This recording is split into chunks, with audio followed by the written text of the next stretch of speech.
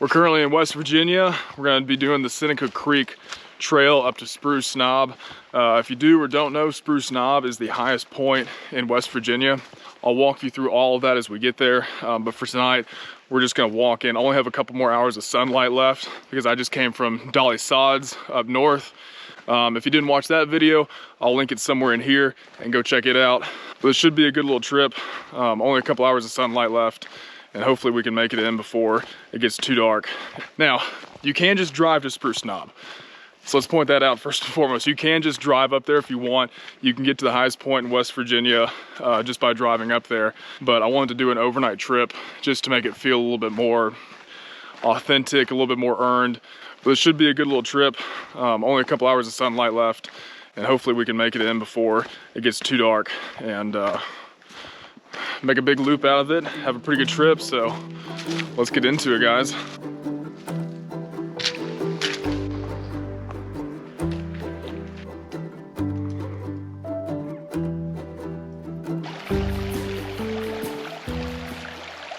There's a great campsite right here, but I think I'm gonna keep walking on just a little bit further.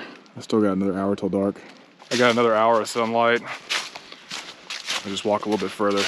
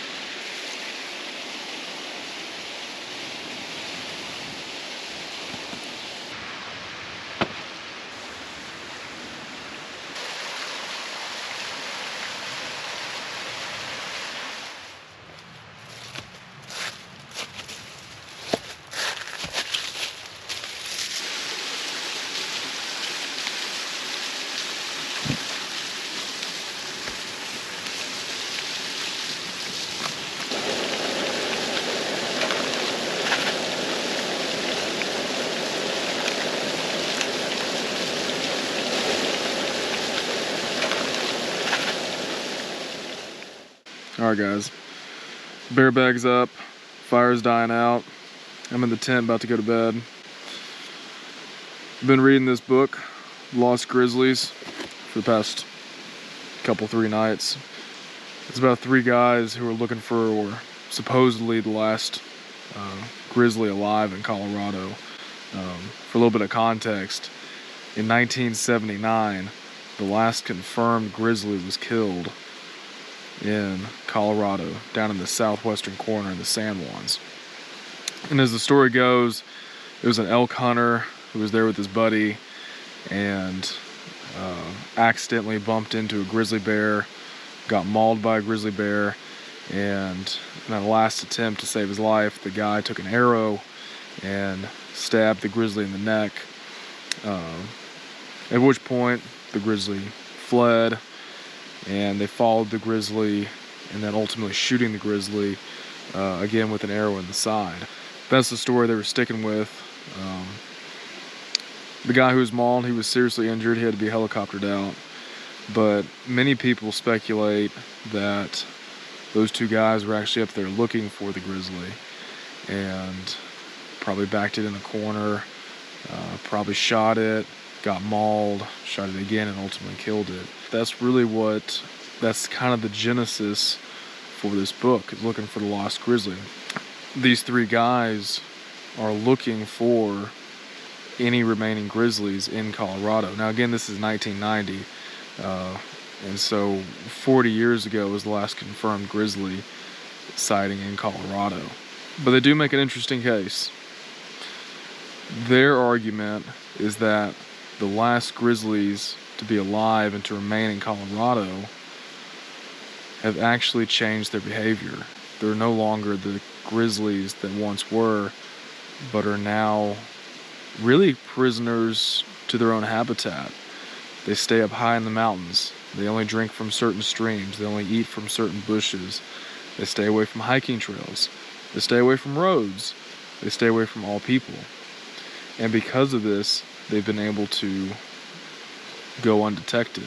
So this one individual in the book, the one who's leading the party up, says sometime in 1990, he did see a grizzly and he's up there looking for it. So that's what the book's about. I'm not too far in it, but it is pretty interesting to think that, I don't know if it's to think that there's still a grizzly there, but I think it plays on that part of you want there to be. You want somehow, some way for the grizzlies to have survived and still be in Colorado.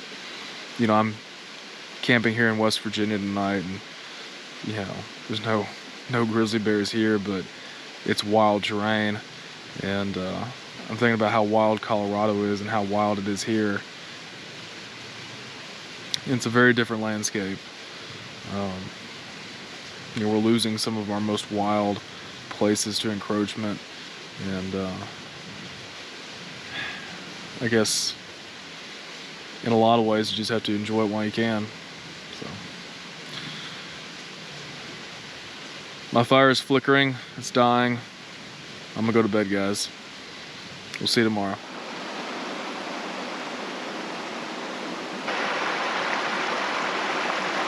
Well, good morning from West Virginia, guys. This is day 2. Had a good camp last night next to Seneca Creek. Right now we're walking north on the Seneca Trail. We're gonna go tie in with the Horton Trail and then the High Meadow Trail, coming back on the Lumberjack Trail, and then ultimately going up on the Huckleberry Trail and tagging Spruce Knob. Looking forward to that today. Got a few hours to knock it out, and then I gotta head back to Lexington, see some friends. Pretty excited about that. So let's make it happen, guys. We got some miles to cover today. So I'm deep into Seneca Creek at this point. I'm at the Judy Springs split right here. We're gonna continue on this way down Seneca Creek Trail a little bit further. And it looks like there used to be an old bridge here, but it's out now. Yeah, check it out. Old strap for a bridge. Used to have a bridge here, but you know, let's just get wet. That's a good way to start the morning. I'm at Seneca Creek Falls.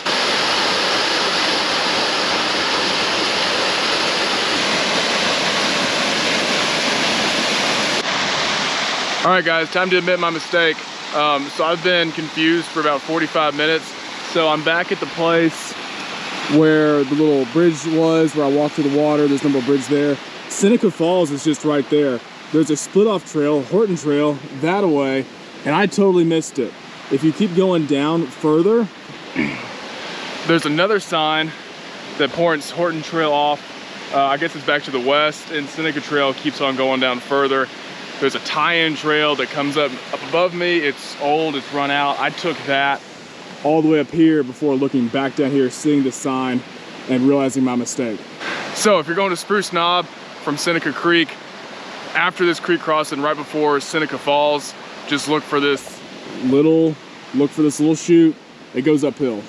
It'll save you about 45 minutes to an hour worth of wandering around the woods.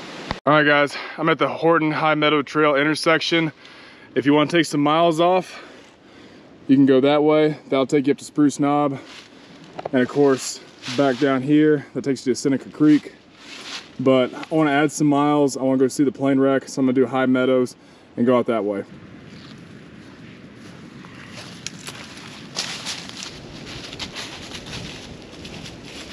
I wouldn't recommend the High Meadow Trail necessarily.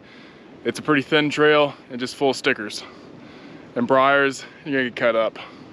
All right, guys, we just made it to the Lumberjack intersection. We're gonna head left, go down there, see a plane crash, hopefully get some water. And here before too long, it's gonna be time for lunch. About 10 o'clock right now.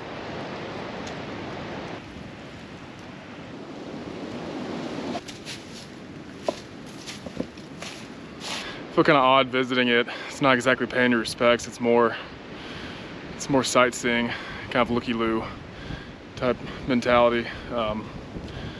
So I think I'm gonna move on. It's a little creepy to be up in here in the mountains all alone on this day.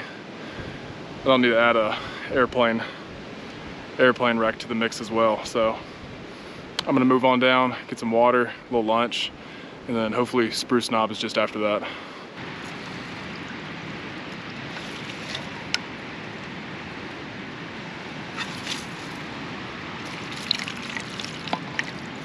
About to get on the Huckleberry Trail, go to Spruce Knob Tower. Looks like it's 5 miles away.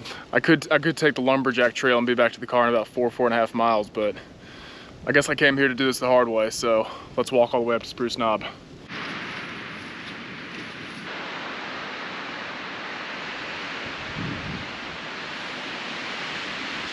Is this it? Is this the highest point in West Virginia?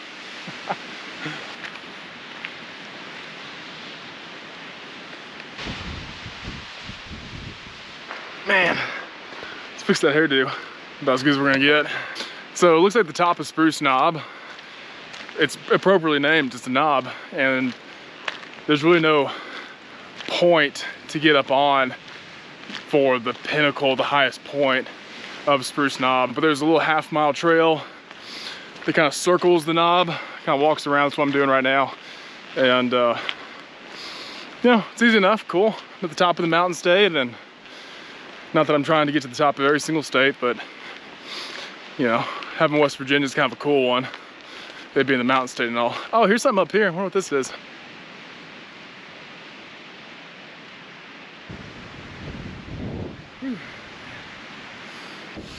Now this is the top of West Virginia.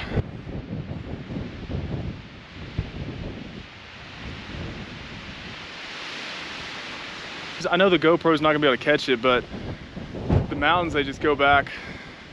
I mean, as far as the eye can see, they just keep going.